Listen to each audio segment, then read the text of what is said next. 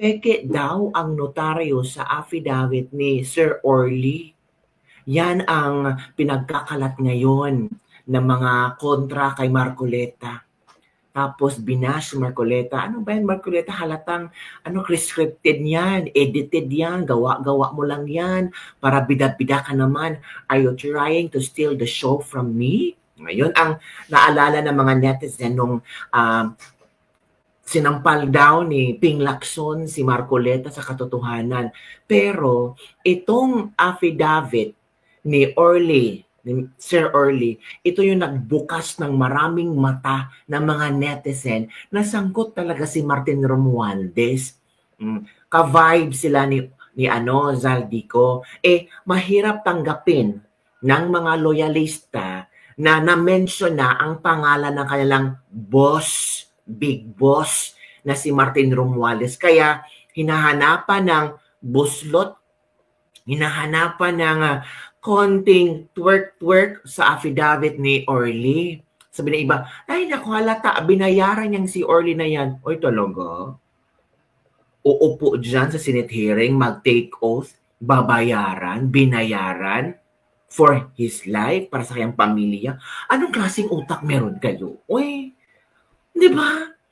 Grabe. Mga loyalista, sinupalpal ng isang abogado. Kasi itong mga loyalista, nagmamarunong pa rin sila. Para lang silang mga abogado.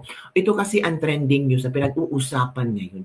Nabasa natin kagabi pa ito nabasa ko, dinedma ko lang. Pero kaya pinag-usapan nila. Ito sabi ng Notary Public Attorney Pichi Rose G. Espera, ang nagnotaryo sa affidavit ni Orly, I categorically deny notarizing, signing, or participating in the preparation of the said document, Orly Godeza's sworn affidavit. The signature and the notarial details attributed to me are falsified and unauthorized. Pero bakit may signature? Diba? Kung falsified and unauthorized, sino? Sino ang gumawa? Hindi naman si Orly magtatak-tatak doon tapos gamitin ang pangalan mo. Diba? Diba?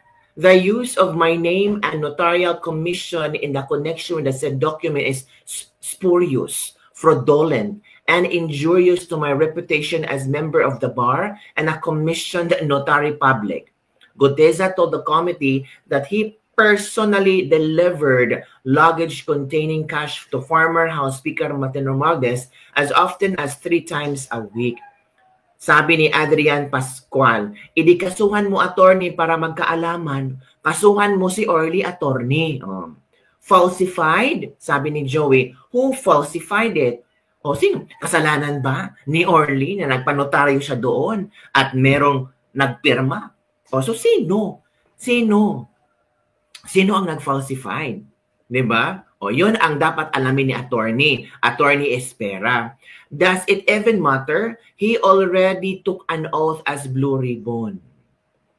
Far-fetched is very easy to deny, especially when external pressures are applied.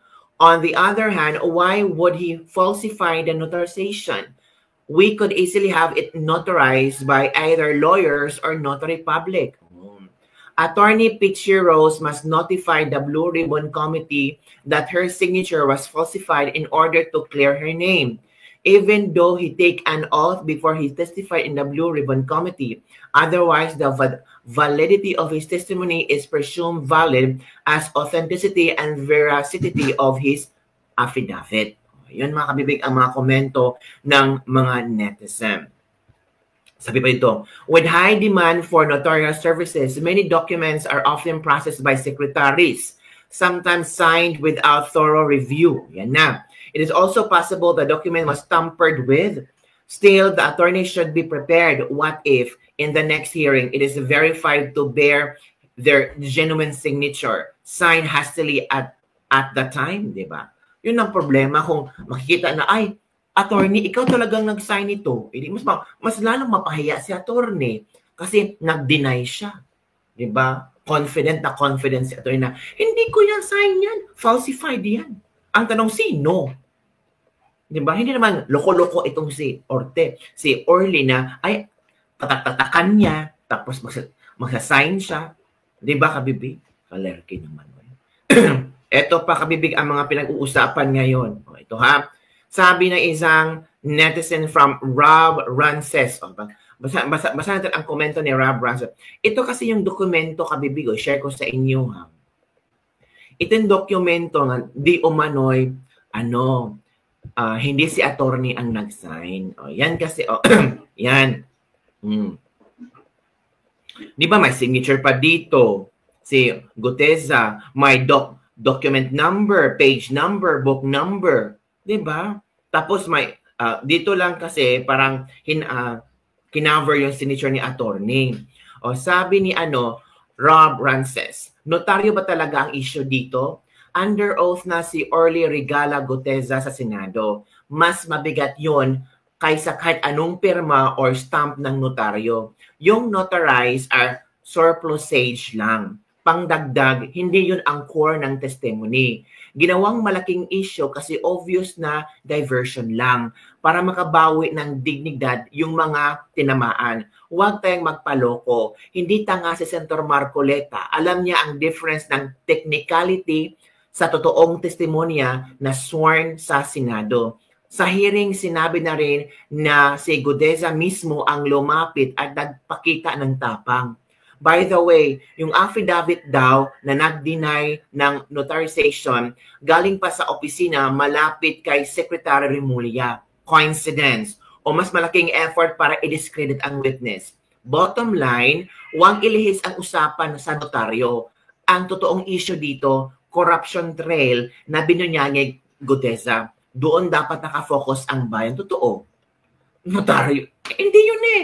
That's not a big problem. Ang problema ay ang korupsyon ni Martin Romualdez. Yun ang malaking problema. Yung notaryo, nakapag-take oath na eh. Nag-take oath.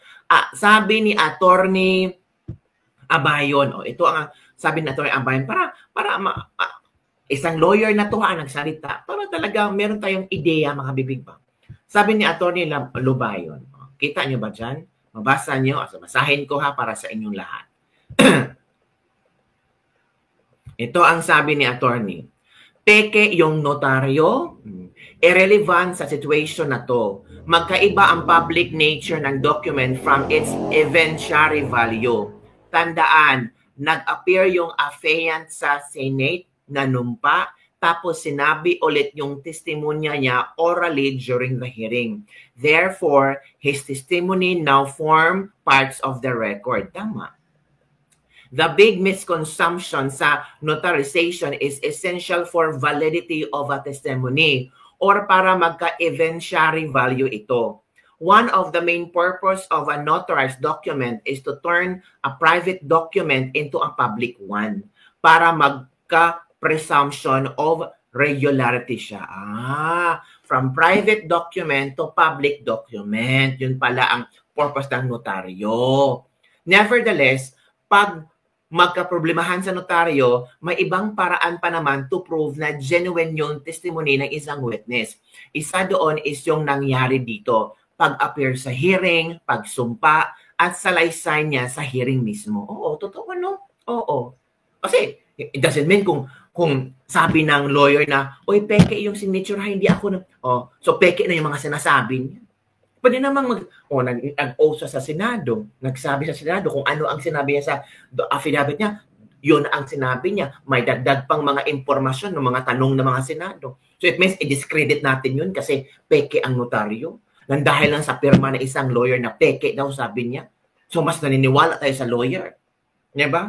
So tingnan natin kung nga kabibig, kung saan ito patutungo, basta ang pinaniwalaan ng tao ang sinabi ni Guteza. Yun na importante eh. Ano mas importante sa inyo? Yung notaryo o yung korupsyon ni Romualdez? Yung notaryo na magkano lang o yung bilyones or trilyones na nakamkam ni Romualdez sabi na Guteza. Ano mas mabigat? 'Di ba? Nag-take off na yung tao eh. Sabi ni dito eh, ni Attorney Neil Abayon. One of the main purpose of the notarized document is to turn a private document into public one para magka-presumption of regularity siya. That's a big misconception na notarization is essential for validity of a testimony or para evidentiary value to. Mali pala yung once ma-notarize, oy, totoo na talaga yan ha. Hindi pala. Yung presensya mo, yung sinabi mo, yung sinagot mo sa hukuman, yun pala yun. Yung nag-appear ka sa hearing, nagsumpa ka, at salaysay niya sa hearing mismo. Yun pala yun, kabibig. Diba? Useless naman. Don't tell me, mas papaniniwalaan pa natin ang sabihin, peke yun na tayo kasi nag-take out siya sa Senado. Saan dito ang mas mabigat? Diba? O, naintindihan nyo na. Sinabi na ni attorney yan ha. So, wag nang magpa-ano-ano dyan, magpa-hero-hero dyan na mas importante ang notaryo. Diba? Akala nyo bobo si Marcoleta at magsaya kayo. Naka-under oath na siya at na-cross-examine na. Pwede naman niyang ulitin at mag-submit. Tapos inauthorize ng klarong pipirma. Yung binasa niya ay affidavit lang ng kanyang salaysay. Tingnan nyo na lang ang explanation ni attorney on record na yan. Nice try though, mga desperado na kasi, mga nagulat. Yun kabibig.